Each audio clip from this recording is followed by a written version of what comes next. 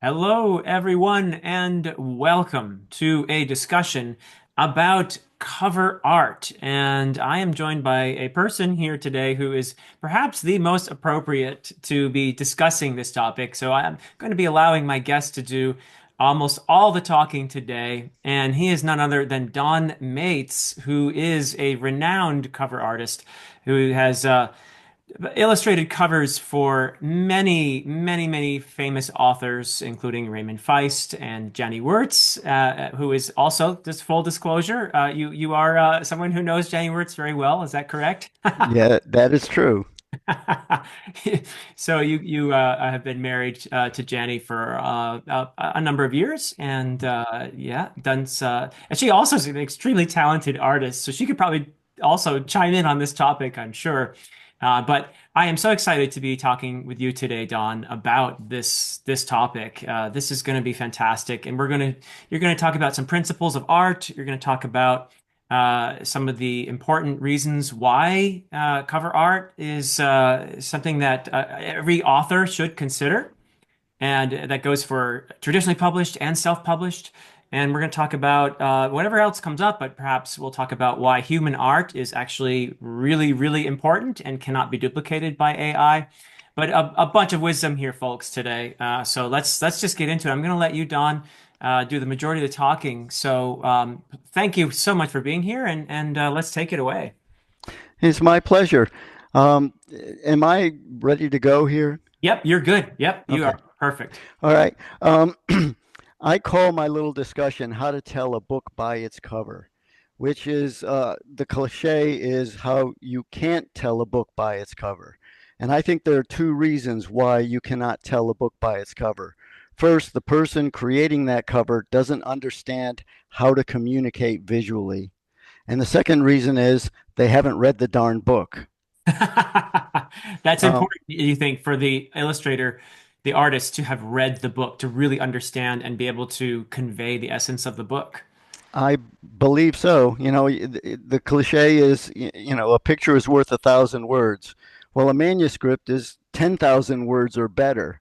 So being able to funnel those 10,000 words into that 1,000 words that tells the story of what the book is about is really important, to be able to understand how to interpret, conflict and theme and character and mood and how to create that in a visual terminology. To be able to, look at a picture and say, I feel this way about it, or this is attracting me in a certain way.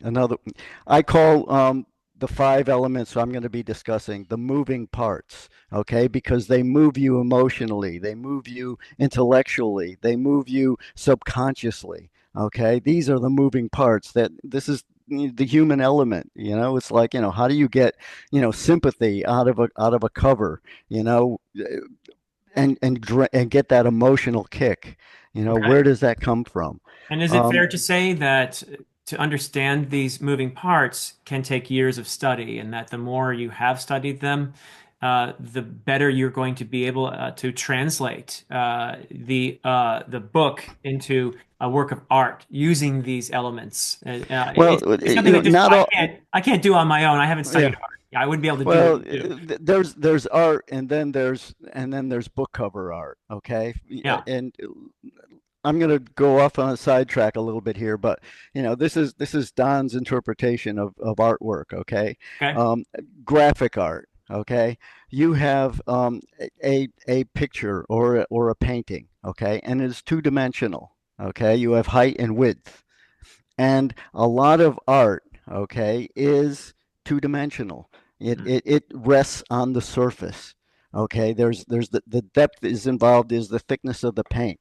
You're talking about abstract expressionism, Yeah. decorative art. Okay, what Pablo Picasso did by changing the perspective so it's literally flat perspective. Okay, it all resides on the two-dimensional surface, so it is literally a two-dimensional art form. Okay, but once you get into something called realism, then something magical happens. Something really incredible happens where the surface, that two-dimensional surface, becomes a three-dimensional environment. Okay, and that is done by virtue of the skill of the person creating that two-dimensional image. To be able to create light on form, to be able to arrange perspective, to do aerial perspective, to do uh, sight of line, to be able to make that image look like it disappears and it's a piece of glass and you can actually stick your head into that painting and look around. Hmm. Okay, that takes years of skill. It takes constant repetition, a lot of observation of nature to understand how light works, how sunlight affects things, how candlelight affects things, how incandescent light versus, and also you're also dealing with things like camera lenses, okay, fisheye lens, telephoto lenses. There's a whole bevy of information that goes into creating the illusion of three-dimensional space on a two-dimensional surface. Okay, so there's a third dimension. Then there's a fourth dimension, which is time travel. When a camera takes a picture, it slices time. Ah. Okay, it just takes a fraction of a second of time. But when an artist does a painting, like for example, a plein air painting, you go out and take a picture of a landscape. There's an artist out there with a paintbrush, and it's taking him minutes or hours, a couple of hours to record that scene.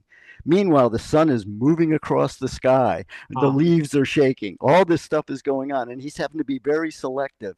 He's having to imagine what the sun is going to do and be prepared for it. Remember what the sun has done and remember it to record it and also see what it's doing in the present. Okay, Ah. so he's literally time traveling in that two hour space. So he's freezing a moment in time, but the time it takes to freeze that moment can be, in the case of a painting, it could be weeks, it could be months, it could be years. Hmm. Okay, so there's a time, and also you're freezing a moment. For example, in a book cover, you're trying to find the moment in that story that you want to freeze. Okay, so you're literally time traveling through a book and selecting that moment to be able to say, okay, this belongs on the cover. Hmm. Okay, so there's four dimensions. Then you've got a fifth dimension in the imaginative world, which is you're painting something using all those skills on something that doesn't exist. There are no dragons, there are no elves and creatures. So you're taking the skills you have to be able to make a three-dimensional object and make it of an object that doesn't exist. Okay, Yeah. so there's the imaginative element in that. So that's five dimensions you're dealing with. There's plates in the air. Then you have, when you're doing a book cover, a sixth dimension, and that's mind reading. Okay, you're trying to get under the skin of the author to find out what is behind this story. What is the conflict? Is it a colorful story? Is it dynamic? Is it moody? Is it dark? Is it sharp and angular? Or is it intense? Is it kind of loose and soft? What is going on in this story, and how do you interpret that visually? So And you there's really you only lit one way you can arrive at that, which is to read the story. exactly. So you're dealing with six different levels of dimensional interpretation when you're doing something like a book cover. And this is where, when you say art, are you talking about, the abstract expressionism where I'm just doing what I feel? Or are you getting into the nitty gritty and trying to really get into depth about what is going on within this? Every picture tells a story. Okay. Is it a very superficial story, or is there a lot of depth to that story? So what you you're know and telling me, Don, is that if you, the artist, have done your work well, I, the reader, can judge a book by its cover. Absolutely. That is exactly what I'm saying. And hopefully I can impart some of the language that is used. There's sound and then there's music. Okay. I mean, you open your eyes and you see stuff. Okay. But to be able to take what you see and create art is different. Okay. Edward Degas once said, the French Impressionist painter once said, art isn't about what you see, but what the artist makes you see. Hmm. Okay. And how does the artist do that? What is the method? It's like, when you write a story, you have these elements. You have, what is the theme? What is the conflict that I'm dealing with? What is the purpose of the story, and how do I convey it through characterization, through plot, through timing, through all the different elements. How do I arrange the paragraphs? What kind of language am I going to be using? How to the sentence structure. Am I using adverbial phrases and punctuation to the effect that's going to make the story tell the way I want it to? Well, Yeah. these are, like I called them before, moving parts. These are the parts that are going to get you to move into that story. That is going to, excite your psychologically, your intellectually, and playing with your subconscious. You know, Hmm. when you when you write a word that's like boom, okay, I mean, that's creating a sound in your head. Yeah. That word is very specific to what you're trying to get, the reaction you're trying to get. And this is the same thing, only the language is different. It's visual language and not the written word or musical language. So let me give you an example on how images communicate. Okay, everyone has like a camera. Okay, everybody's got a cell phone attached to their hip. Okay, you can orient that device classically in two different ways. You can orient it vertically, so you hold it like this, or Mhm. you can hold it like that. So you have two different positions. I would suggest that each one of those positions is allowing you to communicate something to the person that's looking at that photo. It's a visual communication. Okay. When you hold the camera upright, you have a narrow, width tall. Okay. Yeah. The word that's being communicated is impressive. Okay. We look up to tall things. Okay. It's upright. Okay. It it has stature. Okay. So there's an impressiveness involved in this. Look at the words that I'm choosing to explain what that shape does to you emotionally and intellectually. Okay. Right. So, Right. and then when you hold it horizontally, the word you're communicating is expansive. Hmm. Okay. When you see something that's wider than it is tall, your peripheral vision wants to kick in. I mean, that there's this horizon that is on this world, and you're seeing a slice of that horizon. It's going to go this way and that way. Okay. So just by choosing which way you hold the camera, you are dictating a visual term. You're directing, you're starting to tell that story. Yeah. The picture is worth 1,000 words. You just picked one of those words by just orienting the format of that camera. Sounds like more Okay. than one of those words. Yeah. Well, exactly. But you can see it's word association. Yeah. We communicate through language. How do we get that language to work visually? Okay. And that's what I'd like to get into a little bit. Um, Wow. there are five moving parts in the visual world of making graphic images. These parts are line, shape, tone, color, and texture. Everything that you see, and when you open your eyes, you're seeing those five elements. They're there, okay? Even if you have a blank white canvas, all five elements are present. They are there, okay? Um, in different proportions, but they are there. So understanding those five elements and how they interact gives you the ability to be able to interpret what you want, the reaction you want from someone. So it's Okay, so I can no exaggeration to say that understanding these five elements is essential if you're going to make effective cover art. absolutely any art, any Wow. art at all. If all five of these elements are present. When you're making a movie, when you're making a picture, when you're even looking at when you when you go, ooh, look at that sunset. Those five elements are interplaying with your mind as you're looking at that picture, that Okay. that image, that scene, that whatever. These five elements are how we see. How we interpret what we see. So I'm gonna actually share an essay that you wrote from your website, and there will be a link, by the way, in the description to this website. So people can go and follow up from watching this to actually reading the essay. But there are some images that we're going to be looking at in terms of these elements to help us understand them a little bit better, and I'll move along to each as we get there. So I'll go ahead and share the screen, and folks should be Yes. able to see that. Yep. And here we go. Okay, that's line. Um, in this image, what I'm showing you is that the horizontal line, okay, we read, in the Western world from left to right. And so a horizontal line allows us, it allow, and again, the horizon, we scan the horizon. So this horizontal line allows our eyes to move back and forth. It's an allowing um, image's shape. It says, go this way. And it's very um, allowing. Okay. But Uh, when you look at that vertical line, it stops you. It prevents that left to right eye motion. huh. Okay. So all of a sudden, you're not moving. You're stationary. You're locked. Okay. I mean, it's interesting that jails, jail cells have vertical bars. It's Yeah. they could go the other way, but no, we want to stop you.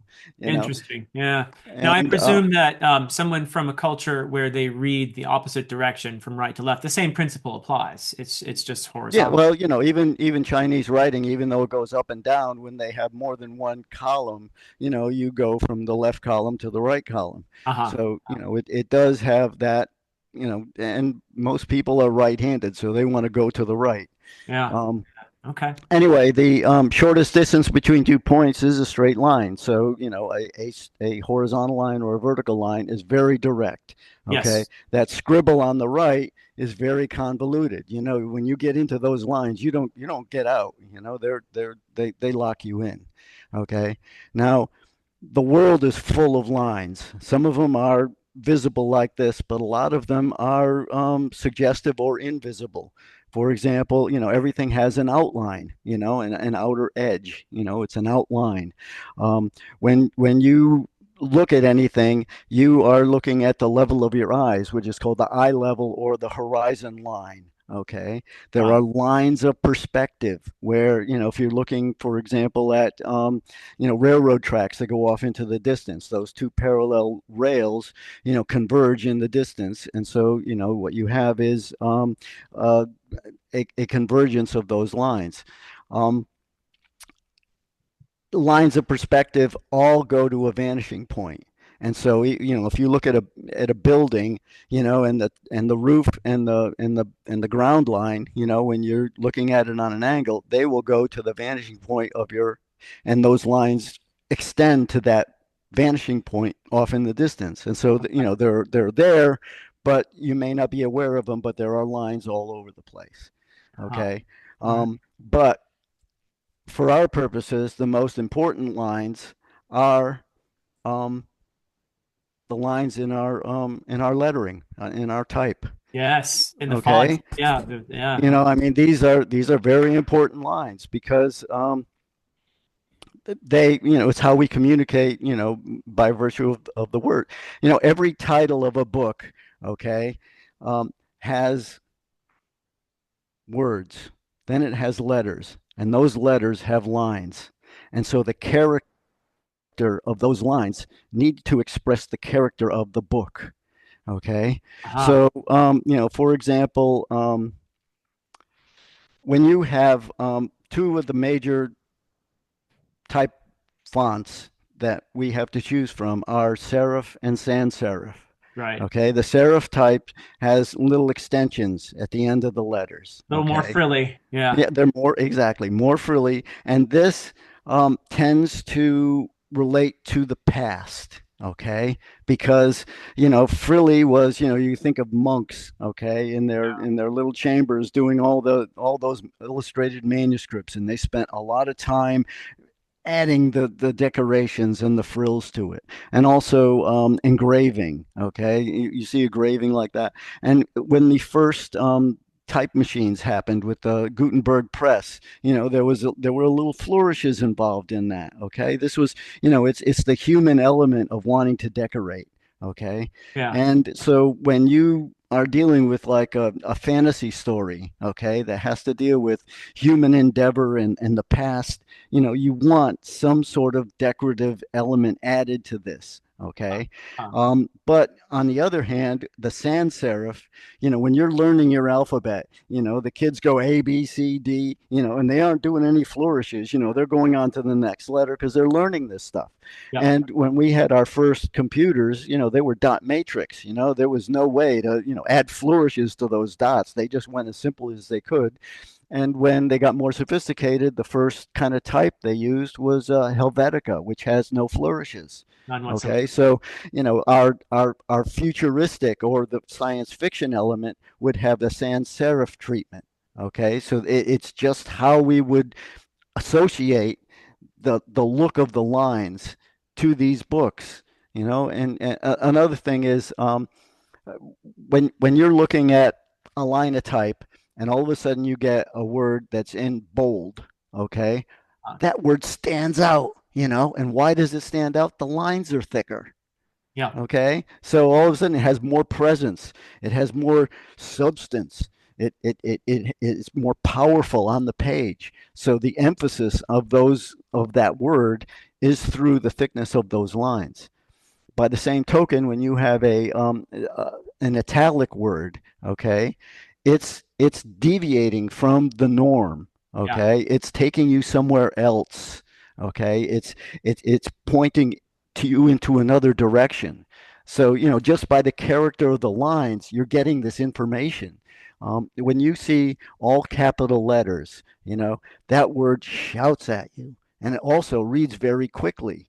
And the reason being is that when you're using lowercase, the bottom is all in alignment, okay? But the top bounces all over the top of these letters. Some are tall, some are round, some are square, some are, so you have this Uh, irregular line on the top, but the bottom is absolutely straight.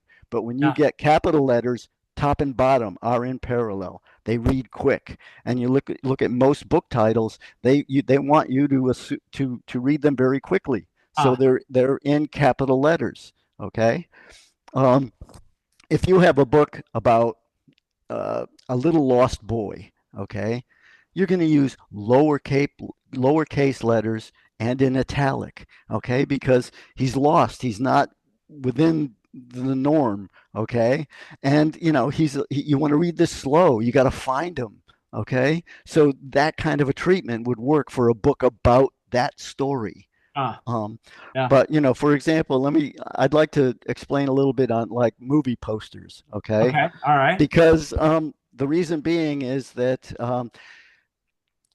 when you have a self-published author, many times you can recognize that it's self-published and the author did his own book cover by virtue of the typography on it.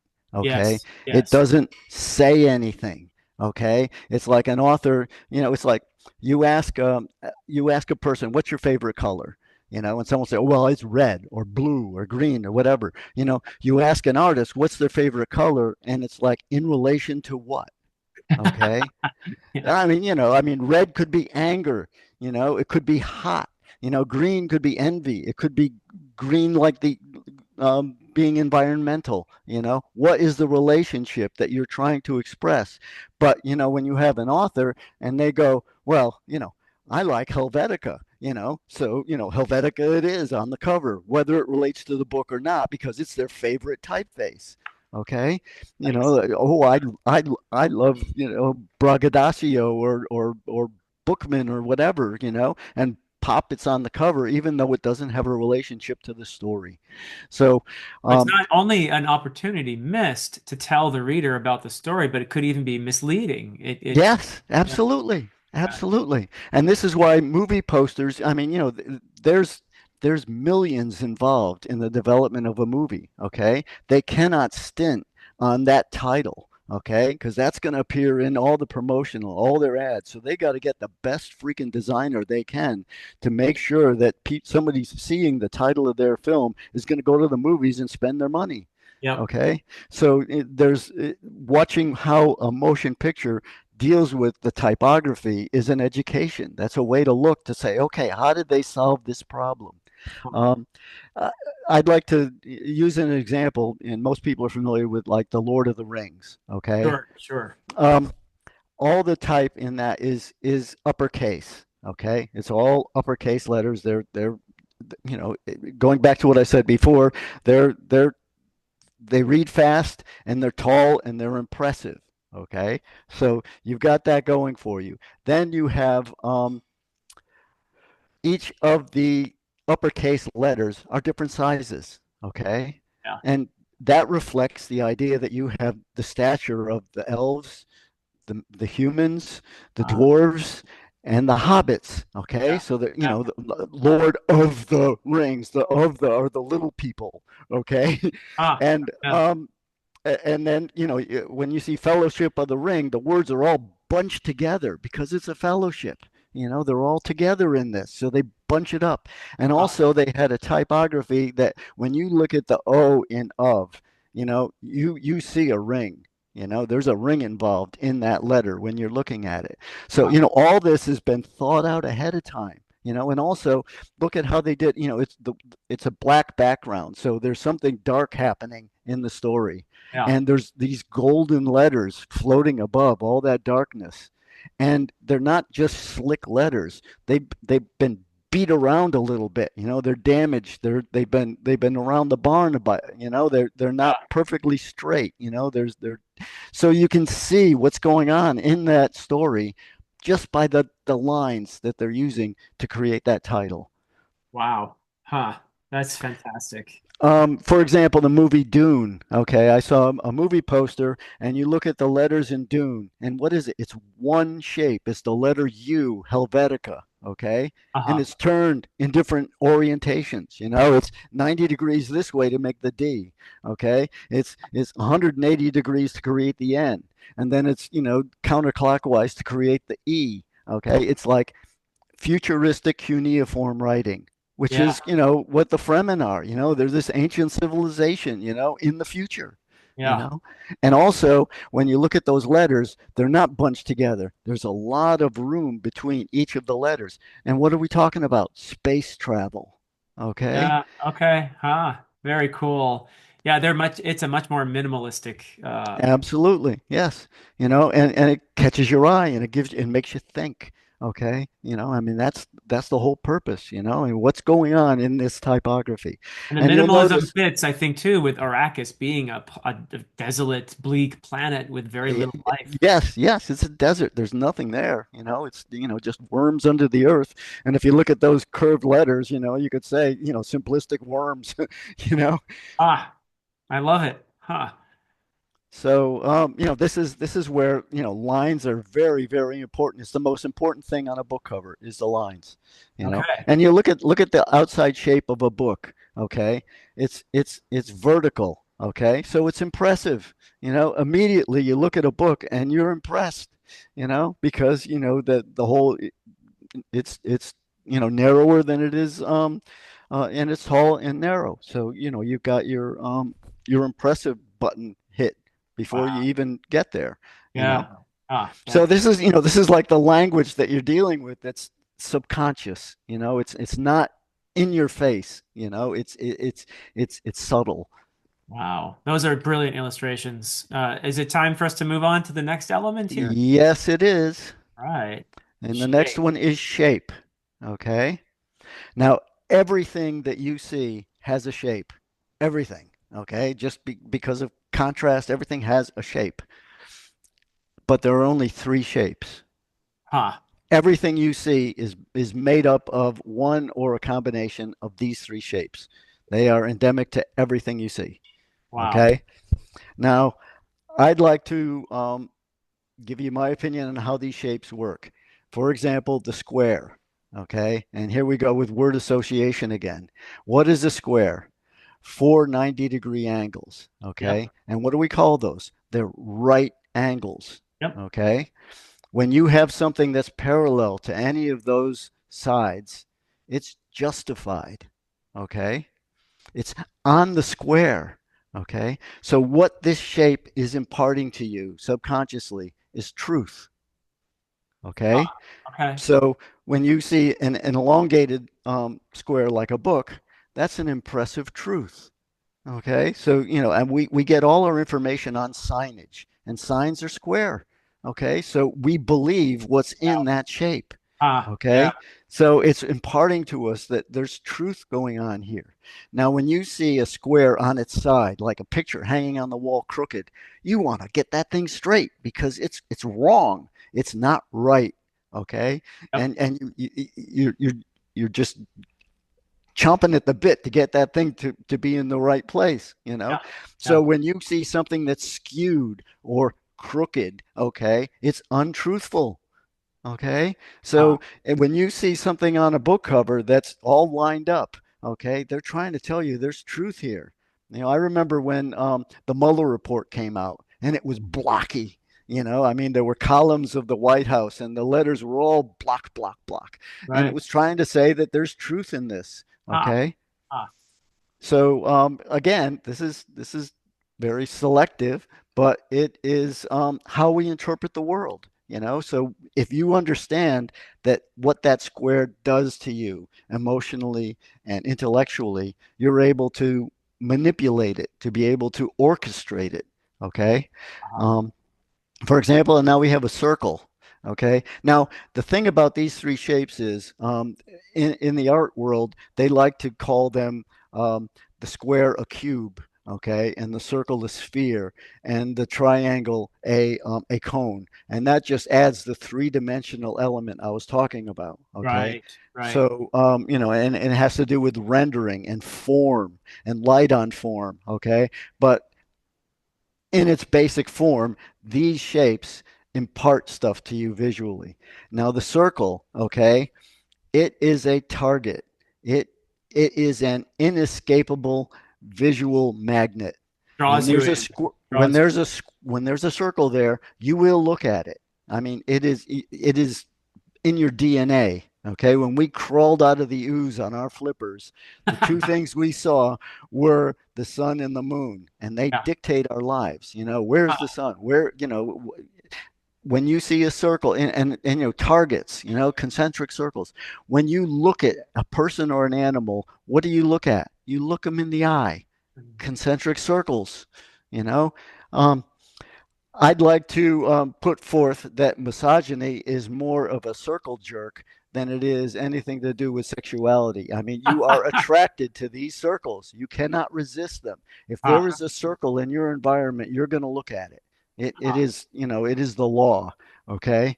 And so being able to use that circle in a book cover means that it's going to be an attraction and you've got to be able to know where to use it. If you have like a moon in the upper corner right behind your type, it's going to screw up the whole image because you're going to be, do I look at the type? Do I look at the circle? Do I look at the type? Do I look at the circle? Ah, It's confusing you because, the typography, you want to read it, but the circle is saying, look at me. Okay. So you got okay. to be very careful where you put something like that because it's a magnet. Your eye is going to go right to it. And even a partial circle will attract you. Even like, the curve of a sunset, just as it's going below the horizon, it still has the attraction of the sun. Um, and a lot of artists use that curve as an eye path. And what an eye path is when you look at a two-dimensional surface, where does the artist want your eye to go? Okay. Okay. Okay. And because of the attraction of a circle, if you have a curve, it's going to say, oh, follow this curve. Your eye is just going to, I got to follow the curve. Okay. And so if you have a curve here and a curve here and a curve over there, you're going to be able to move that person's eye using those curves. And you'll notice, in this, there's an S curve at the bottom of the circle. Yeah. It could be flipped both ways, but what that does is it takes your eye and it brings you throughout the picture and doesn't get you locked in the corners. Okay. And so it gives you a path for your eye to follow throughout that image. So you're telling me that the artist needs to know how to use circles and curves to direct a viewer's attention to the appropriate place and Yes, it is one of the ways to direct attention. Now, as I mentioned, there are five moving parts. Okay. You got to be able to orchestrate all of these parts to say, this has a visual hierarchy. Okay. I Yeah. want you to look at this first, then that second, then that third. And that is done through all these different elements I'm going into. So you have to pick and choose to say, okay, I'm going to use a circle here.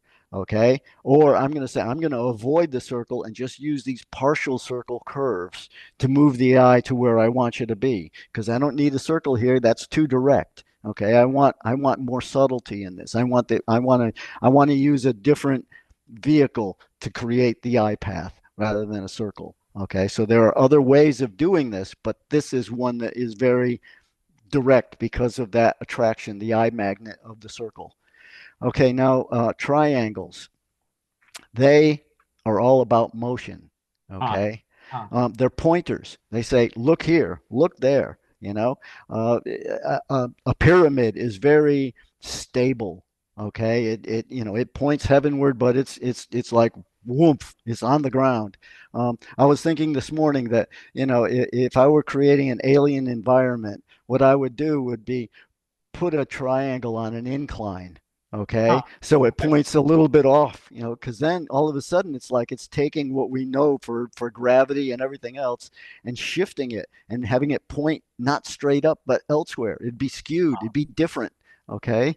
So this is the kind of, art is full of rules, and a lot of people break them unknowingly. But if you understand how things work, when you break a rule, you're doing it with intent and you get a reaction. Okay. It's Yeah. like, like having something crooked in a painting. Okay. You're going to set somebody off when you do that. Yeah. Okay. And You so, got to know this the rules before you can break them with intent. exactly. You have to do it with intent. Now I have in this picture the triangle on its point, 180 degrees. And what that does is creates tension. Okay. It's like all it has to do is shift one way a little bit or the other, and it's going to fall over. Okay. It's intense. Gravity is affecting that thing. And right now it's in stasis, but it could go either way. So there's anticipation. There's all kinds of um, emotional kick going on with that thing being upside down. Okay, because Yeah. it's not right. It's gonna fall. Huh. Look out. Don't stand under that thing. Huh. Also, where is it doing? It's pointing downward. And so having a an arrow. Arrowheads are all triangular, and they go in a direction. So the idea of a triangle as a pointer, it's like the a lot of people, the classic example is the FedEx logo. If you look at it, you see the arrow, the way they designed the X and the FedEx, Yeah. there's an arrow in that design, and that was intentional. Yeah. They want you to say this stuff moves, it moves forward, and so, they're using, these shapes to communicate, beyond. And also, when I was talking before about moving into a picture, looking into a picture, well, all perspective is triangles. And so Huh. it's moving you into the picture by virtue of those vanishing points. Yeah. So you have motion, you have a irresistible target, and you have truth. And these are elements that you can use to manipulate within your design. Or when you look at something, you can say, "Oh, well, I believe this because it's in a square." I Yeah. mean, if you're going to write about a chronic liar, you're going to turn it, skew it. Okay, you Yeah. know. Yeah. All right, let's go on to tone. All right. That is just brilliant. I love it. Okay. Let's see what we can make a tone here. All right. This is what's called a value scale. And they can go 1 to 5, and this one's 1 to 10. Okay. And a value scale is the presence or absence of light. Okay. If you're full of light, it's white. When you have no light, like a dark room, it's black. Okay. This is the range of values that is used. Um, it's what you see, I mean, the old adage, like a white dog in a snowstorm or a black cat in a dark room. This is what this is all about. Right. Okay. Right. Now, we are conditioned, unfortunately, to believe that white is good, black is bad. You know, the old cowboy films, the good guys wore the white hats, the bad guys wore the black hats. Right. Okay? I mean, this is conditioning, you know, and you know, if you're familiar with which you are, Jani's work, she's taking that and standing it on its head, okay? Yes. Yes. Intentionally, Wars of Light and okay? Shadow. Yes. Exactly. Wars of light and shadow. Now, when you look at the middle of this graph, you see a value 5, okay? And when you see that, it has equal parts black and white to make that gray, okay? Anything in the middle of that zone is mood. It's moody. It can't make up its mind whether it wants to be on the light side or the dark side. Ah, Okay. So if okay. you've got a book that is very moody, okay, you want to pick the midtones. Okay. If you have a book that's dramatic, okay, you want to go for the white and the black in that image. Okay, because you got the full dynamic range. It's a dynamic story, so you want white and black Yeah. in that composition. Okay, if it's not so, if it's a horror novel, for example, you want to go for the dark side, you know, value 5 and deeper. Okay, um, now I mentioned that a circle was an eye magnet. Okay, these values, when you take white and black and put them together, okay, where they meet is another eye magnet. In fact, it's probably the most important eye magnet because we see Ah, by contrast. okay. Okay. Okay. If you have, even if you have like, you know, a gray and a white, still where the gray and the white meet becomes a focal point. Your eye's going to go there. It's Okay. irresistible. You will go there, you know, and so, and this is the major problem you have with any book cover is not having that visual hierarchy working for you. Okay. Okay. And Okay. you want to do it in simple terms. Now, there's a reason why um, most books, okay, have it's dark at the top with white type, or it's white at the top with dark type, okay, because you're selling that book, the title, or in case of, you know, a well-known author, the author's name, okay, is the boldest thing you want to see immediately. Okay, so Yeah. that's where the contrast is immediately, you know, white against dark, dark against light. that's Got it. that's the important element in that. Okay, it is rare that a painting out is intentionally outshines the title. You know, it happened to me one time when I did a rather dramatic painting, and it was mostly in grays. And the art director loved the painting so much, he reduced the title to being really small so Oh, that the painting would carry the book because it was an unknown story, an unknown author. The title wasn't very evocative, okay, but the painting was the attraction. So ah, he balanced it so that the painting was the eye-catching moment. The focal point was the circle in the painting, and the title was something you saw third, okay, instead of first. okay. Okay, but that was done intentionally. Okay, where you have a lot of problem is when you have a bold title, and then you have an even bolder circle with a babe in there. Okay, so what are you going to look at? You know, am I going to look at the babe? Am I going to look at the circle? Am I going to look at the title? You know, and if they're all with the equal emphasis, okay, it gets confusing. It doesn't tell you what's going on in the story as well as picking which one is the one you want to deal with. I think I Okay, so know which there's one you're talking about. We'll take a look at that later. I want to okay. actually look at that painting. I think I know. Yeah, it's It, the second drowning or Road to Corley. okay, Okay, it's and, on and a. There's a boat, a woman in the boat yes, with a yes, yes, halo or some yeah. What around it. was Okay. interesting about that painting was that it won a silver medal at the Society of Illustrators, and I didn't submit it. The art director did. So he Wow. liked the painting so much he paid the bucks to get it in the show, and it got an award. So, Okay, we're gonna um, take a look at that. All right.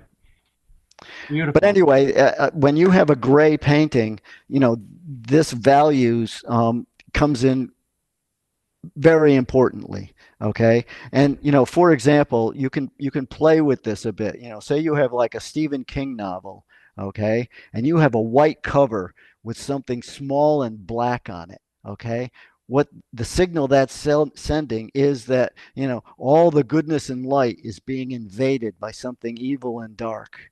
Okay. Ah, And if you have like a black cover and a little bit of white somewhere, it's like, oh my God, the little white thing is toast. Okay. yeah. Because it's going to be swallowed up. Now, if you have equal parts like yin and yang, it's there's conflict. Okay. And you don't know which way it's going to go. But if you have a predominance of white, you're saying, well, it may turn out all right. Okay. Ah, But ah. if you have a predominance of black, it's like, uh-oh, we're in trouble.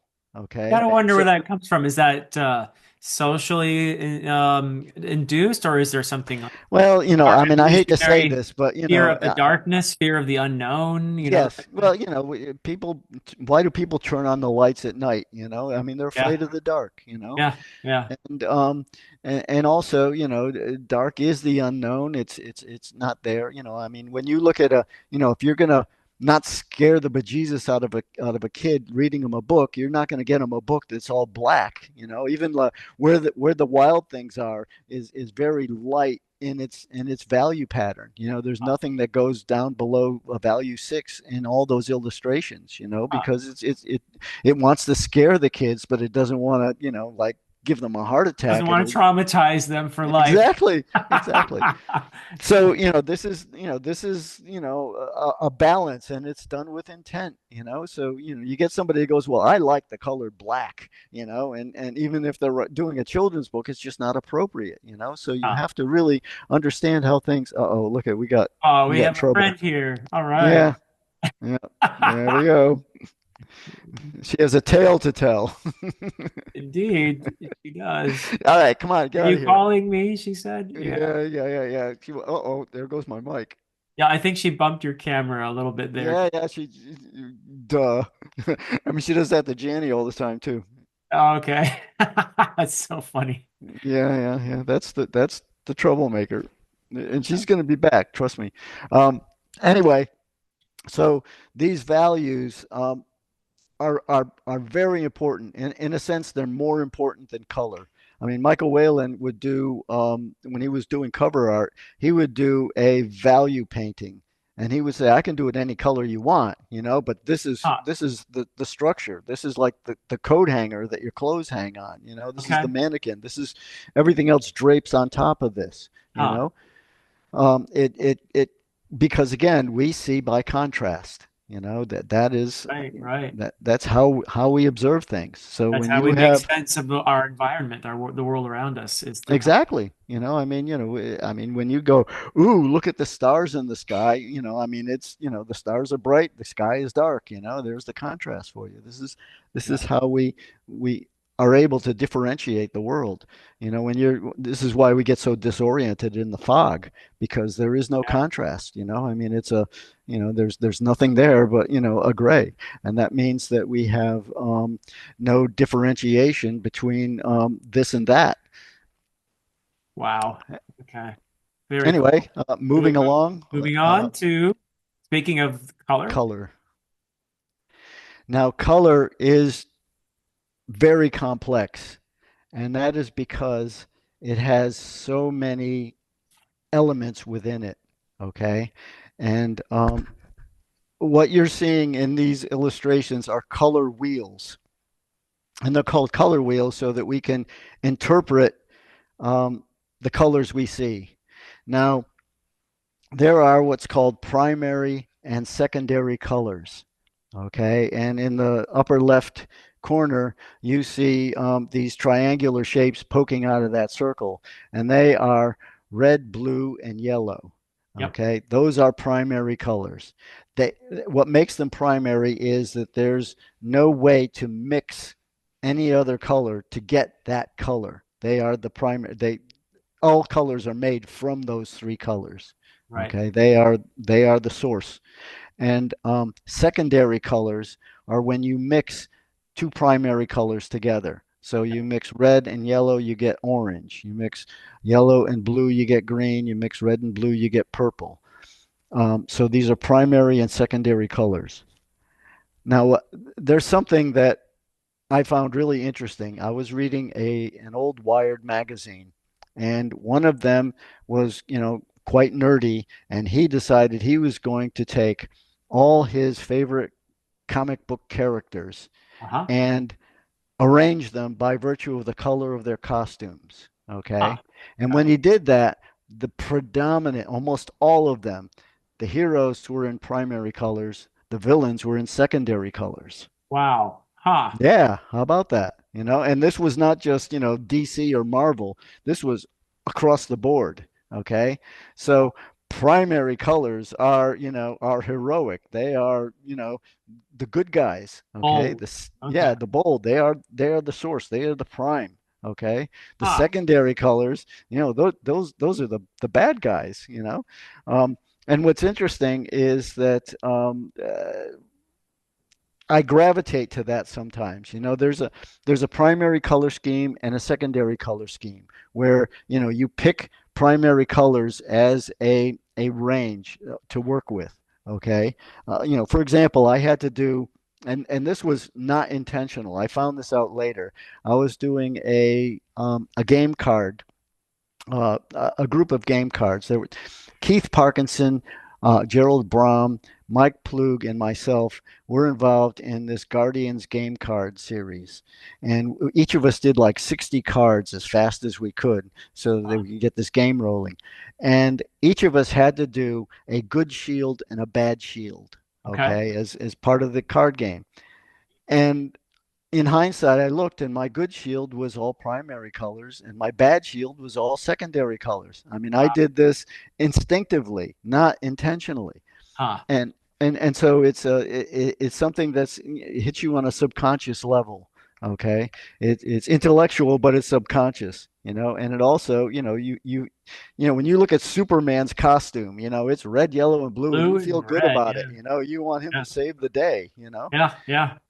Um, anyway, that's just how that part works. But the thing about color is that every color, primary, secondary, uh, tertiary, each color has three different elements in it. And that Okay. is the first one is hue, which is the red, yellow, blue, purple, orange, green. And the other is value. Each color can be, red can be pink, it can be maroon, it can go to, almost, a blush of pink to, deep, deep maroon that's almost black. So it's still red, but it has a whole value range that we were talking about with the tonal scale. Okay, Wow. so it has hue, which means it's in the field of color. It also has value, which means lightness and darkness. Yep. Okay, then it has temperature. Okay, and the perceived temperature is hot and cold. Red, yellow, and orange are considered hot. Green, blue, and purple are considered cool. Ah. Okay, Okay. and even within each color, there's red leaning to orange is considered hot. Red leaning to purple, as in maroon, is considered cool. So each Ah. color has a temperature, and each color range has a temperature. So and here's some other things that go with that. Um, when you're dealing with atmospheric perspective, okay, Mhm. the color intensity in the distance gets softer and it's more saturated in the foreground. Okay, so you're dealing with a saturation as well as value and hue. Okay, and temperature. Okay, so each of these elements, affects your color decisions. Um, there's a thing that happens with the color that's very much like your value scale. And Okay. that is when you reach across the color wheel and you go from yellow to purple, okay? Mhm. That doesn't exist easily in nature, okay? Because it's jumping the color wheel, Ah. okay? So Okay. when you see, opposites, okay, that creates another eye magnet. Okay. So, for example, and talk about eye magnets, Christmas, red and green, Red and opposite on the green. color wheel. Hey, how about that? Ah. Halloween, blue and orange. How about that? They want you to get these holidays, and Ah. springtime is purple and yellow. So, these opposites on the color wheel um, are and also a focal point. If you take, for example, all the focal points we talked about, when you have a hard shape, okay, and a dark shape and a light shape next to each other that are opposite on the color wheel, it's a kapow. If you have like a yellow orange moon against a blue purple sky, not only are you dealing with the target, you're dealing with a crisp value change, and you deal with opposites on the color wheel. So if you put that on a book cover, you're creating one heck of an impact, So you That's want to use similar. that. That's similar. That's the similar perhaps to where light and dark meet. That's just Exactly. that's That's the going to draw your contrast. attention, that contrast between those Exactly. opposites on the But not cover. only are you using contrast, you're using that color wheel jump, Yeah. those opposites.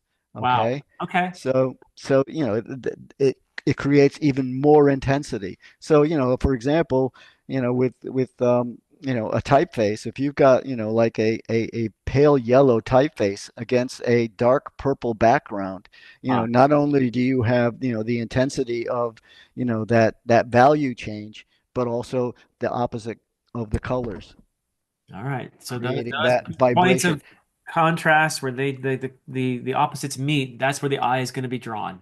Exactly. Exactly. And so, again, this is something that you need to control when you're doing a book.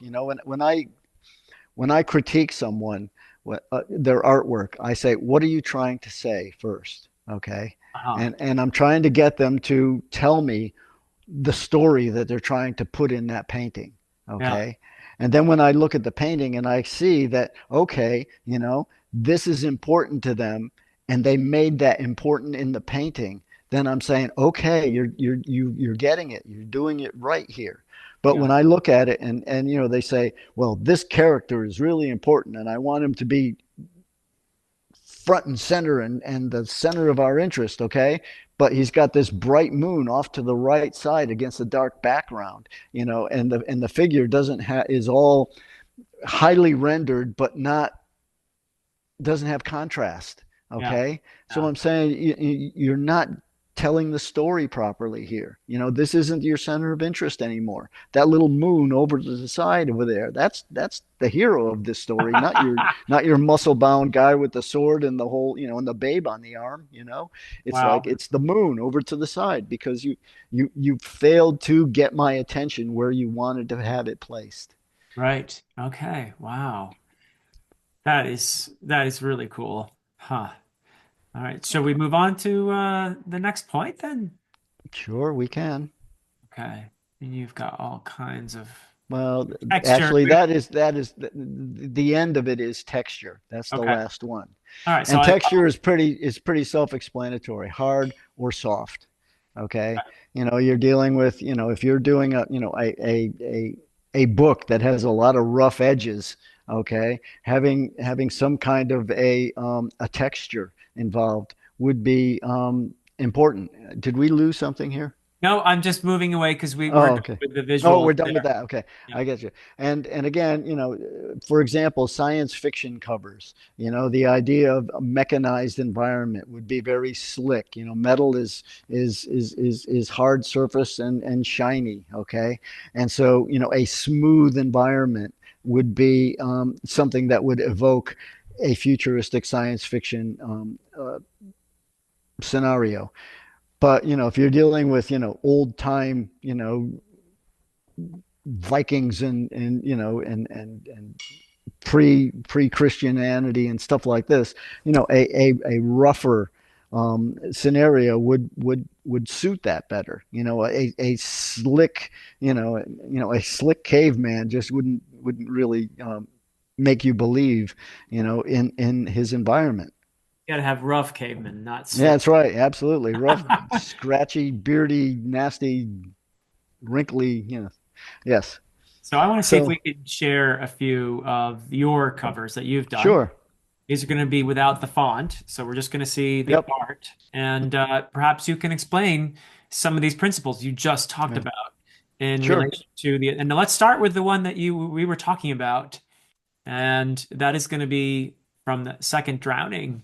Yes. Mm, Well, the second drowning is my title. The title of the book was The Road to Corley. Okay. Now, the reason I changed the title was I wanted you to go into the direction that um, this happened in the future, and that's why there's a television antenna on the backside on the back of the book, Ah, because we the Lord made it rain 40 days and 40 nights again. Okay, ah, so this is ah. the second drowning, So here's the and television antenna here. Yeah. Okay. okay, so this is actually a futuristic story, and in the story, this woman has telekinetic powers where she's able to reach back to another woman in the past when it's starting to rain. Okay, Ah, and so she has the ability to see in the past, and that's why I put that sunset circle target, okay, around her head, okay, to say what is going on here, why is that not, and if you look on the back cover there is a sun, okay, so it isn't the sun, yeah. it is something else, okay, so I'm Ah, creating a mystery on the cover,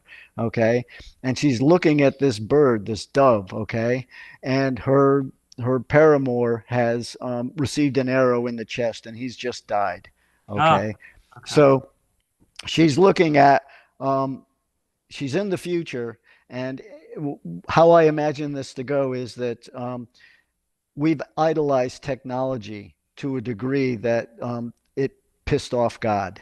Okay, and Yeah. so now we've gone to older times in the future, and this woman is looking for something to believe in. What has happened to her significant other's soul, Yeah. and so she's looking at this dove, this bird that transitions through the air and looking for answers, and she also has these telekinetic powers that's going into the past. So it's a very evocative book. And when you look just above that circle, the designer just put the road to Corley in black letters and a little block over the sail. Ah, Okay, so ah. it was very minimal, but that target carried the book. It's like, what's going on? Why is she looking up at that bird?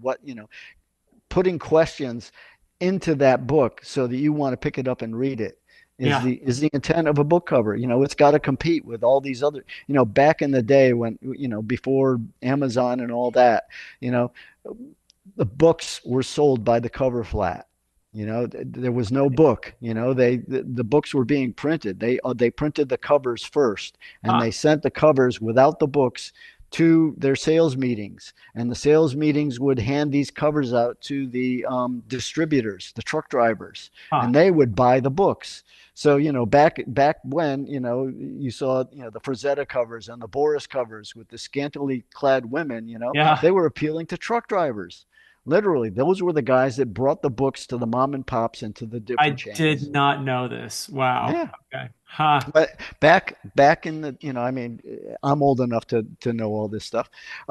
Back in the day, we used to go to science fiction conventions, and the publishers would show up, and they would tape to the walls of their suites where they would have the parties all the forthcoming books by virtue of the cover flats, just the covers. Huh. Okay, and they would be up against it. So literally, the cover, the title, the author, and a blurb on the back is what made that book into the bookstores. Wow. That's how the books got there. Just speaking as a layperson, I'm looking at this cover and I can confirm the first thing my eye is drawn to is that circle around her head. Mm-hmm. And I take a look at her, and the next thing my eye goes to is what she's looking at, which is the bird. Mm-hmm. So yeah, I mean, I find that to be very effective. Yeah. And it tells me a story. And when I no finally notice the antenna, I'm like, wait, what's that? Mm-hmm. Why is that there? You know? Uh, Okay, now let's look at it a little bit more. Okay, okay. you see on the right side of this image, the sails are forming triangles, right? Yes. And Yes. they're pointing, aren't they? Yep. One is pointing up, one is pointing to the left. It brings your eye across the top. It comes down, and what do you see? A circle on the back cover. And that Yeah. circle brings you down to another triangle at the end of the sail. And then there's another curve at the bottom of the boat that brings you back into the picture again. So there's Wow. an eye path going on. It's pointing Yeah. you to go left, then it's dropping you down, and it's pointing you to go right. Huh. Wow. That's brilliant. Okay. Well, let's do another because that's a lot of Yeah. fun. Let's see. Do You you have get anything else on this one? no, that's fine.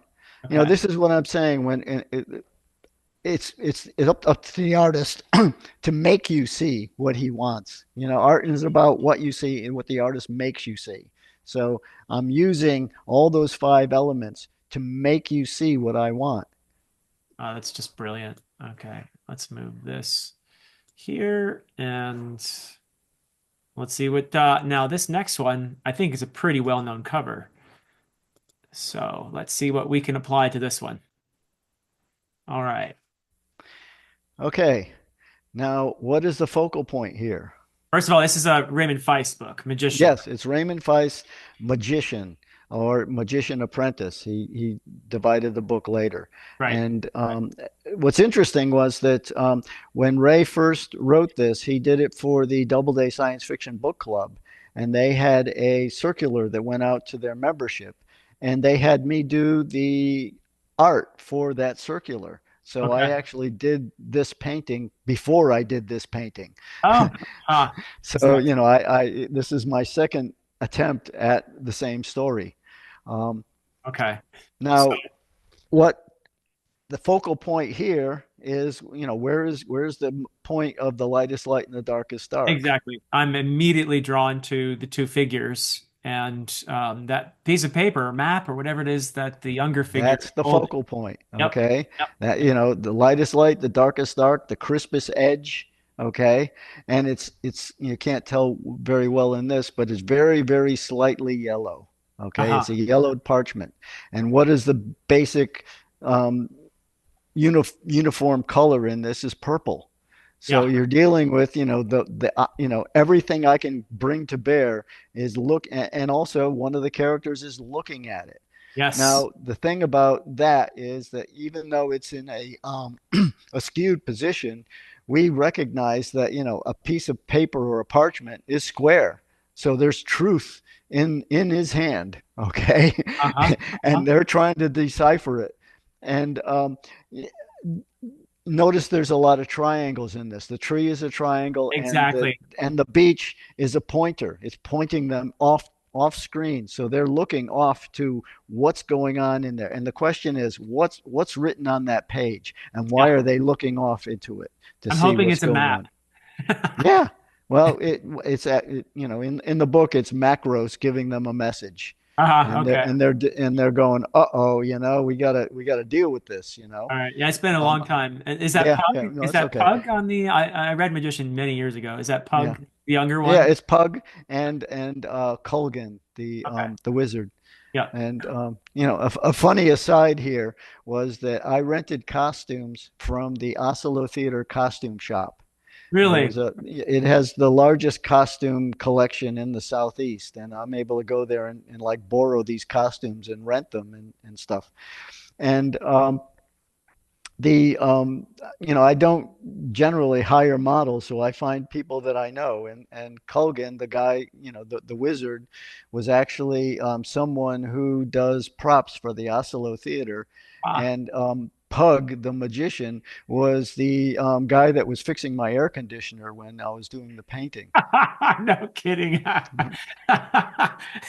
He's got a story to tell, that's for sure. Yeah, I bet you. Yeah. Now, somebody pointed something out to me that they said, "Did why did you put the thinker in the background?" And I'm going, "What?" And then I look at the formation of the rocks just to the Yes. left of the character, and Yes. here's this head with, you know, like a marled fist up under his nose with his shoulder on the other side, and I'm Ah, going, "Oh, of course I put that in there. It's contemplative, you know." And I had no idea it was a subconscious, you know, situation. I was just trying to come up with rock patterns, you just and it got to ended claim up, it. you You know, got to say, yes, I Ron's meant thinker. that. Yeah. Oh, that's brilliant. Wow. Huh. And the light in the castle behind is a bit Hmm. of an attention drawer, but that's on the back, Yep. of course, isn't it? Right, exactly. Well, what I wanted to do is draw attention to it, and also, you know, add mystery to it. And you know, it's Macros's castle, and they've just been there, and so I wanted to create that sense of mystery of what's going on up there. You know, it's behind their back. You know, it's like, uh-oh, you know, what else is going to happen? You know. Okay. All right. This is so much fun. All right, let's do a couple more. Sure. And you can tell us where this is from, and then we can go into a bit of analysis. Uh, oh, that's going to come up a little small. See if I can make that bigger. No, that's not going to work, but we'll put that there anyway. Okay, here we go. All right, Oh, so yeah, that one is smaller. That is Silverthorn. the second book in the Ray Feist Rift War, and it's Silverthorn. Yep. And you'll notice, which is hard to see, but there are triangles in this. Um, the woman who is being held by the prince has just been shot by a crossbow. But Oh, you notice that she's a pointer. She's pointing to the head of the prince that's holding her. she's almost a Okay. triangle there, Yeah, actually. I'm funneling that triangle. It's a pointer pointing to the main character. Yep. Okay. He's got to find the the antidote for the poison that's on that arrow. Ah, Okay. And what you're not seeing is he has a sword and it's mirroring the angle of her dress. So it's a triangle. yep. And the window is very, very narrow because I want him to look like he's in a tight place. He's being Ah, squeezed. Okay, ah. it's like he's got to get that antidote, or else all this darkness is going to come in. And I wanted to show that it was a colorful story. So the stained glass being really bright, and again, it's a vertical stop. Okay, that narrow window is stopping you from going left or right. Yeah. Okay, it's a and so it's bringing you right to those two characters. Oh, I love it. Okay, and the colors are obviously really important here because you have the stained glass windows in there. Um, but Well, what you're not seeing is that they're about to be married, and on the left side, where the candles are, mhm. is a ribbon that's holding the wedding rings. And so there's their wedding is in suspension until he can find this antidote. Okay, okay, wow. All right, well, let's move on to one more. It's going to be a little bit different, but I like it. And call that one up. It's also going to be a little small, but it's only the front cover this time. Hmm. And here we go. All right. All right, this is a science fiction Yeah, story. yeah. And what the story was about was that this human who was not very pretty puts herself into a suspended animation device and Okay. puts her consciousness into an android who is very, very beautiful. Aha. So the story had to do with, how does this ugly woman, relate to being very, very beautiful Huh. and also being, an android. And the title was The Electric Forest. And I Okay. thought that the title was very, very evocative, and I wanted to show a futuristic electric forest. And what I wanted to do was create a mystery around this person, and so I put her against this black shape. The way I painted this was the entire piece of masonite was blue, the whole everything. It was top to bottom, left to right, one of the blues that's in this picture, Yeah. between the lines. Yeah. And then I put a puddle, and this is in acrylics, and I put a puddle behind her head of acrylic paint, and I took a straw and I blew it all around Oh, to wow. create those lines. Ah, So I wanted the, to evoke the sense of a tree growing, but I did it abstractly. And then I took the intersections to make it so it's sort of a stained glass window, but not. And you can't tell where her hair ends. So yes. there's this mystery. You don't know if she's got this huge hairstyle Yeah. or if she's, just got, a very short hair. And connecting the android to the human is this cord or Yes. wire or tube okay, that's dancing in the air and moving. So it's like, there's this interaction happening between, the character of the android and the person who's in the tank, and it's very, very linear. At the bottom there are these little lines going into perspective, and then you have the lines that are being blown, and then there's that rectangle that's linear around them, and then the line that's connecting the two with that orange Yeah. line. And again, mostly blue here, but the connection is orange. So I'm using the Yes. color opposite to show the importance of what's going on between these two shapes. Now, the focal point for me is definitely the android's face. And Hmm. that's because there's this tension for me between all these lines, these fractured lines that you produced by blowing a straw.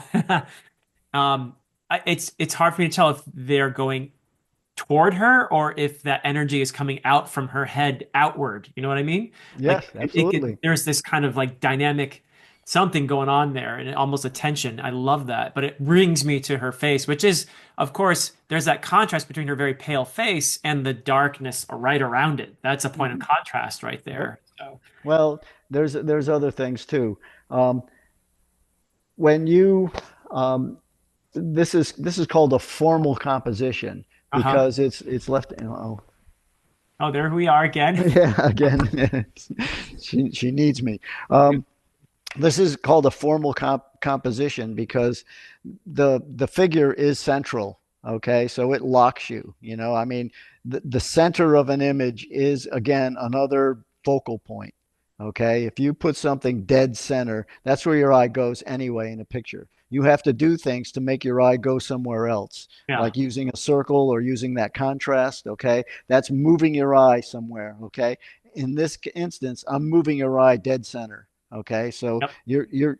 you're locked. Okay, and Yep. also the fur on her robe is dead center and vertical. Okay, Yeah. so remember Yeah. that vertical line stopping you. Okay, so there's a lot of devices being used there that are bringing you to the middle of that picture.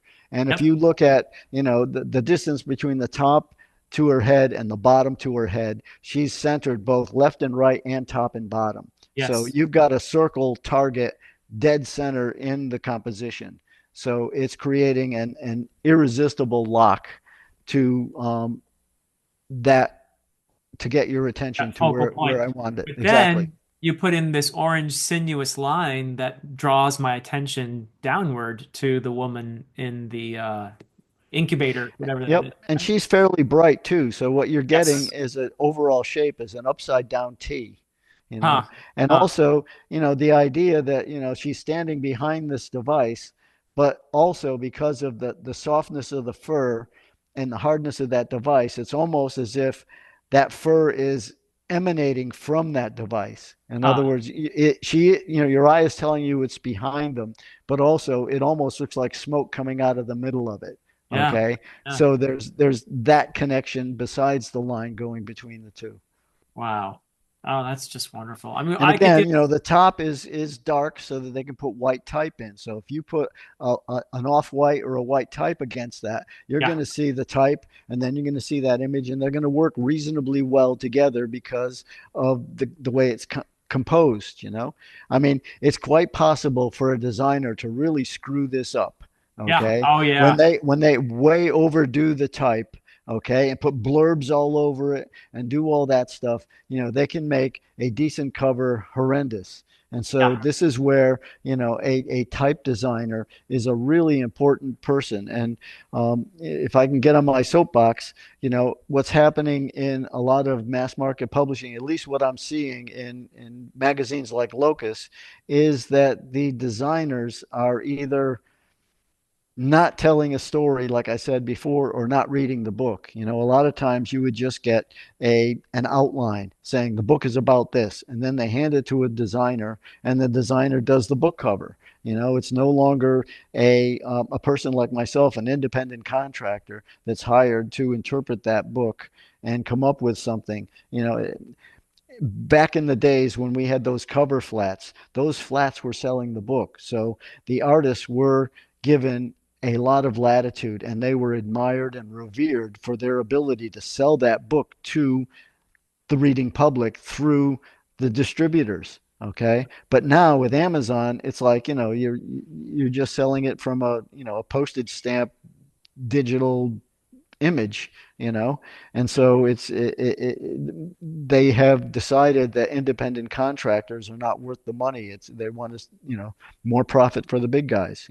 Let's speak to Um, that actually, because I think it's a really important aspect of all of this, which is, let's speak to a potential self-publishing author out there. Why yeah. is it important for you to invest in a professional, not only artist, but also cover designer or someone who can do both, who understands the Well, if role of I the if I platform? were a self-employed, self-published author, Yeah. I would concentrate on um, a good designer for the book more Right. than an artist, even though it takes me out of the loop, okay? Uh-huh. Because getting the typography and the overall look of that book to be as expressive as possible is Yeah. the least expensive, most dynamic way to get your book out there. Yeah. Okay, it's like the movie poster. Okay, having a good, strong type that tells the story of the book, could probably give you more mileage. So, how long it takes to come up with the title of a book. Okay, Oh, sure. multiply that several times to design the type for it. Okay, Yeah. because the title can be very evocative, but how that title sits on that book is going to get you a lot more mileage than having, a a low income illustrator put something on there, and I would say that doing more yourself is better than going AI, because AI doesn't have the emotion. It hasn't read your book. Okay. It Right. doesn't understand what you're trying to say. All it does is grab other people's artwork and munches it and puts it out there. Right. Okay. So, I mean, if you have a good design, I mean, look what we did with triangles and squares and circles. Yeah. Okay. Being able to understand those five elements and how they're moving parts. Okay, you can do a lot with a minimal on a self-published book, and then when you're a famous author, okay, come see me and pay me good and I'll do a nice cover for you. Yeah. But when you're starting out, I mean, you don't want to go in the hole. You know what I mean? And a lot of people Hard. but getting a dynamic design. Do you remember uh, Andy Weir doing The Martian? Okay, when Yeah. that book came out, just a orange cover. Okay, and it said The Martian. And then this little NASA photo. Okay, covered up in sand. Okay, simple as hell, but boy, that was effective. Ah, Very, very effective, and it wasn't an expensive thing. I mean, but the design of it was the trick. A good designer can sell that book. I mean, a good author artist can as well. But you give a good artist and a bad designer and you end up with a mediocre cover. Okay, but a yeah. good designer will give you a good book. Hate Wow. to say that. Now let me go in a little bit in how I do a book, just for background. When Please. I get a book, okay, I read it, okay, and usually twice. Okay, what I've been doing now is if there's a book or a manuscript, I got those little narrow post-it notes and I stick them on things that attract me. Okay, and I put them there. And usually it's like I'll put a scene that attracts me and I put the post-it note at the top. And if there's a description that I need, I put the post-it note on the side. Okay, so I can differentiate. I'm looking for a description or I'm looking for a scene. Okay, and then I reread them. Okay, and find what I feel is the most important. And then I will have a piece of paper, okay, like a notepad, and I'll Yeah. write down what I think is important here. Okay, what I want, my feelings of the book, what I want to do with it. Okay, and then I talk to the publisher if it's done with a publisher, and I say, I think the cover should be about this because I like this part of the book. I think the book, needs to be expressed this way. And they go, I like your thinking, or I don't like it. We want to gear it to a different audience or something. Okay. So before I've even started putting a pencil to make an image, Yeah. I've got a direction. Okay. This is the idea I have. Do you like it? Okay. And then when they go, okay, yes, I think that works. Then I get little tiny thumbnails about yay big, Okay. small, and I'll do one, two, three, four, five. In one book, I did 17 of them. I remember it was crazy, Wow. but Wow. these little thumbnails are very simple, and sometimes they're just line drawings. Sometimes they're. I'm gonna. I'll be right back. Yeah. Take your time.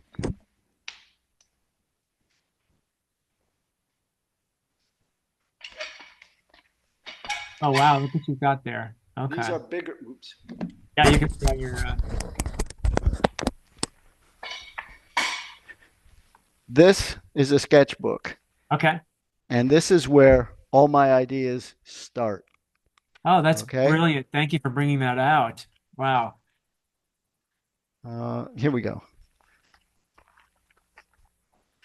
These little drawings here Okay. are how I start. They're not big. Look at my size of my hand compared to the drawing. Yeah. Okay, and if I like them, this is for interior illustrations. I make them bigger. Okay, Wow. Okay. and then they can get bigger yet. But this is where they begin. Let me get. Okay, here's a thumbnail. Now, are you Did you doing these as you're reading the book or after No, you're after I read the book, after? and I may have gone into my picture files, or I may have, you know, in this part, you're sort of a sponge. You look at other artists, you look at pictures. I have a picture file that was, this is a science fiction job, and so I'm looking at tech stuff, Okay. okay, and I'm trying to swallow what technology would be like. Okay, this guy is, I'm trying to do eternity. Now, how the heck do you paint eternity? But this is where it begins, and then I do a color sketch about Oh, yay big. wow. Okay. Okay, based on that drawing. Huh. Okay, and this gives me more information, and I decided not to go that way, and I did another color sketch. Oh, wow. All Okay. right. So and these get shown to the publisher, and they go, yes, we like what you're doing, or we need more room for type, or, make it darker, lighter, bluer, greener, whatever, but this gives them, it's like when you build a house, you don't just, Yeah. start with a hammer and nail, you have a blueprint. Wow. Okay. Cool. I like the shark and the mermaid behind you there too. Oh, look at that. Okay. There it So, is. so there you go. I can't tell if it's in Yeah, hold proper. it just a wee bit higher, maybe. Oh, look at that. Yeah. Okay. Oh, I love it. So you've got the infinity symbol there around the man, Uh-huh. the rift behind him with the stars. Oh, look at that. Okay. And also, I'm using repetitive shapes because of eternity is, you're trying to show that it goes on and on and on and on. So, Yeah. the Yeah. repetitive shapes are very important. And, the picture behind me, I'll get out of my own way. I don't know if you can see it, but, Yeah. Yeah. basically, look at it. The shark is a circle, right? Yeah. In the Yeah. center of the picture. The hair is another circle. The Huh. tail of the mermaid is a pointer pointing back into the image. It's fluid Okay, too. so Yeah. and there are fins, triangles exploding. Okay, with the fins going in all different directions. So again, it's all based on those five moving parts. Now I understand why so you did this for Book of the New Sun for Shadow of the Torturer. This is your Yes. now I feel like I understand this banister work more. This sinuous flowing, these Hmm. curves, right? Well, yeah, I'm trying to show it's futuristic. I mean, Yeah, and that. Yeah. Well, that was the problem. I did and my initial sketch was focused on the idea he's a torturer. So I had him in a torture chamber, Oh, and okay. Okay. David Hartwell said, "No, no, no, this is science fiction."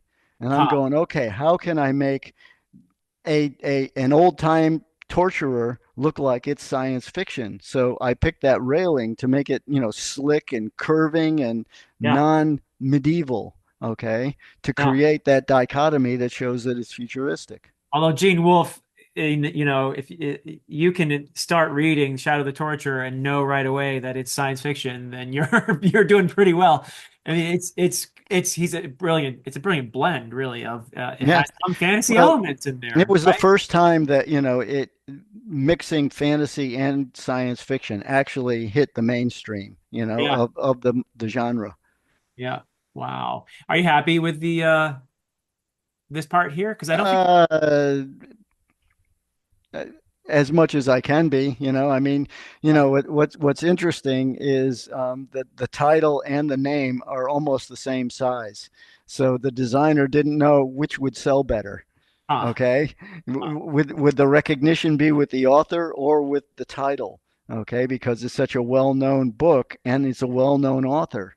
Yeah. Okay, so they had usually, if it's like, Stephen King, you get Stephen King across the top Right. and, another book with a small title, but if it's an unknown author, the title gets really big and the author is really small because they figure the title will sell it. In that case, they didn't know which way to jump. Huh. Huh. Yeah. Wow. Yeah, I was wondering about the shapes too. Like, Uh, yeah, well, they're based on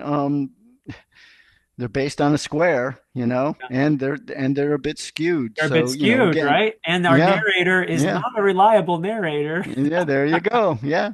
Yeah, so But they, the outside edge is justified in almost, okay? So it's not off too much, okay? yeah, interesting. Huh. But also, again, you're dealing with, that triangular shape of the cape and the hood, okay? Yep. And what they're doing is actually using him as an element to push the title out of skew. Yeah. So, there is, an emotional thing going on, like that torturer is affecting the title by virtue of those black shapes, he's skewing the title. Interesting. Okay. All right. That is working. And there's a brightness around him. That's you did that, of course. Yeah, That's that was the drawing your clouds. attention here. Yep. Yeah. Well, he was the tip of the arrow, basically of the story. Yeah. Yeah. Ah, that is so cool. I mean, I could do this all day long. Well, But this is when you're writing a book and you got to do your own cover. These are things you have to think about. How yeah. is this going to be perceived? And one of the important things you want to do, okay, is look at it in a mirror or upside down, okay? Because Okay. then those elements come to play, and the subject matter is less important. What I find is that when I'm working on a job, I tend to finish it with my eyes. Okay. So, oh, yeah, it looks good. It's getting along. It's doing great, And then all of a sudden you find out that, oh my God, what did I do? It's horrible, Um, or I made a mistake here. Okay. But if you look at it upside down or in a mirror, okay, you're looking at it with a fresh eye, with a It's the whole shift different in thing. perspective. The shift in Exactly. perspective. Yeah, Okay. exactly. And also, these shapes become more important. Okay, there's something else I want to explain. Okay. There's an artist named James Gurney, and he did Dinotopia, if you're familiar with it. Okay. And he also did work for National Geographic and lots of science fiction book covers. Oh, He wow. produced two books, and these two books are the equivalent of going to an art school. Okay. Okay. I mean, if you're interested in doing your own covers or understanding what I'm talking about even better, these two books. The first one is Imaginative Realism. Okay. Okay. And he goes into how to make imaginative things work. Okay. How do you make people believe in different scenarios? And he goes into eye paths and design work and all that. Huh. And creating aliens. How do you make an alien? And he did lots of them. Okay. And the other book is color and light. And this one I particularly like because he goes into the nuts and bolts of how colors work Okay. and how light affects objects. You know, the different kinds of lighting that can be used. You know, what's rim lighting, what's side lighting, what's frontal lighting, what's under lighting, overhead lighting, how that works on faces and things. And he also did something really interesting here with a color wheel where he listed all the paints that are available, all the colored tube paints that are available, Oh, and wow. he plotted them on a color wheel. So you Huh. say, okay, alizarin crimson goes here, you know, like cadmium yellow medium goes there, cadmium yellow light goes there. And so you're seeing this color wheel and you're getting, you know, all the colors that are available in the store Huh. plotted to where they are on the wheel. Wow. That Yeah. sounds like incredibly valuable. He also goes into like, you know, what makes rainbows? How does water drops work? What happens when light goes through a water drop? Huh. Okay. These are, you know, I mean, this is all, you know, color theory, light theory, and he references a lot of scientists in this. You know, like when you're painting a sky, you know, it isn't like just blue. Okay, I mean the sun is over here and it's not over there. So you know, when you're painting a sky, one side's got to be a little lighter than the other side because you know the nature of sunlight and how it affects the atmosphere. Yeah. Wow, that's incredibly valuable. I'd like to allow you to we'll finish with I guess it would be wonderful maybe if you had any advice for aspiring artists out there who would love to do what you've done, what you've been so brilliant at all these years is make beautiful covers for books. Any advice for them and also for authors who may be out there. We've been speaking to them a little bit and trying to encourage them to make use of these wonderful artists. But Yeah. any advice that you'd like to finish us off with? All right. Well, um, I was given at the time I didn't realize it. I thought it was a joke, but it was really the keys to the kingdom. I had an instructor, as I mentioned before, I had a stellar art school. I really lucked out in the art school I selected. But one of the instructors, he was a he was a Yale graduate. He was a expert on perspective. He was an incredible watercolorist. He was allergic to oils. He tried painting in oils and it was a problem. But No. he said the first thousand are the hardest. Huh. Okay. Now, if you've got the attention and the dedication to do things 1,000 times, okay, you're going to get darn good at it when you get into the 900s. Okay. Huh. So the idea is, and most art schools, what you find is there's an attrition rate after the first year Yeah. because the first year is, and you've probably seen this in college too. You know, it's like they drop out of your class after the first year. They realize it isn't for them because when you want to be a writer, you've got to read constantly and you've got to write constantly. Yep. There's no shortcut. The only way is to study your craft, read, and that's part of studying your craft, seeing how other people accomplish what they Yeah. did, and write, and get it out of you and keep writing and writing and writing until you get good enough so that you can see what mistakes you're making and overcome them and get better at it.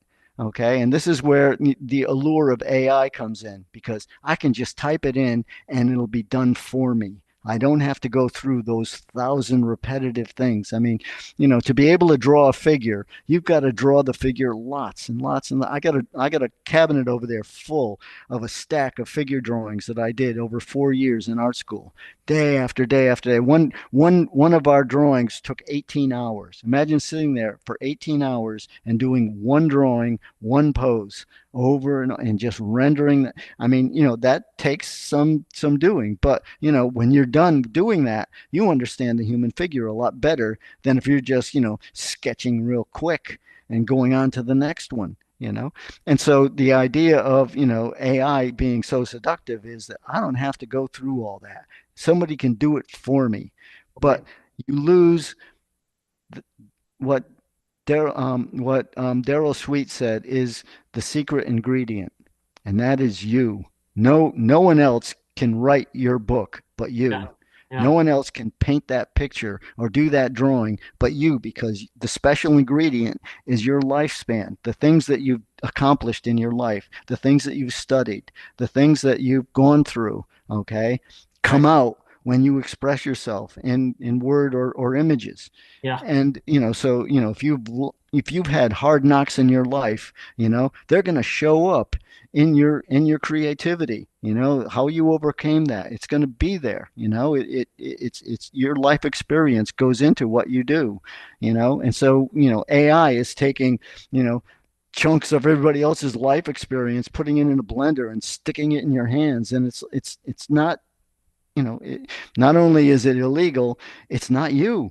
It is not your soul. It is not your perspective. It is not. It's a shortcut that demeans your abilities. And unfortunately, having a sketchbook with you all the time, and the dull moments in your life and your drawing or your writing, that's where you get your thousand in.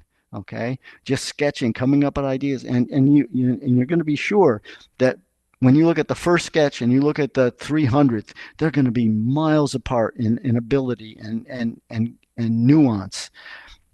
I had a world class wildlife and landscape artist, and he taught a class called a masterclass. And he said, if you're going to go out and plein air paint, okay, and go out there and try to paint what you see, go out in nature and just paint, okay, throw away the first 200. Okay, Oh, because wow. they're not going to be that good. They're not you're not going to be able to absorb it. The first time I tried to go outdoors and paint, I freaked out because Huh. there was windy. The leaves were moving. I mean, my God, how do I draw these things? They're flapping around like crazy. And Yeah. the scene I chose to paint was this river, and I'm painting this river. And It's what I moving didn't too. realize was it was a freaking tidal stream, and so the water level was going down and down and down. And I thought I was drawing it wrong, and I kept moving the water. This is stuff that I was just not used to. And I could see that I would have to do a lot of them to be able to anticipate things that were, when I was in art school, we did a lot of still life painting, and then we did figure painting. And there were people that could do still life really well, but they couldn't do a figure painting because the Huh. model was alive. It was moving. It was breathing. Okay. My heaven forbid that, this still life painter had to have something that where the rib cage was moving while he was drawing. Yeah. So this is the stuff that you've got to do over and over and over again to get comfortable with it. Yeah. Yeah. I love what you said about the act of creation is something that comes out of you, out of your experience, out of your humanity. And if you turn the creativity over to the AI, you're losing all that. You're losing something I would think that is vital to who we are, Yeah. actually, is that act of creation. And I mean, we're all inspired. Okay. I mean, I can name, dozens of artists that have, brought me along my path. I mean, I have studied them. I have emulated them. I have copied their color schemes. I have looked at how they rendered form and said, wow, and all of that gets mushed up into my personality and my expression. Okay. Um, Dead copying something or tracing another work of art isn't the way to go.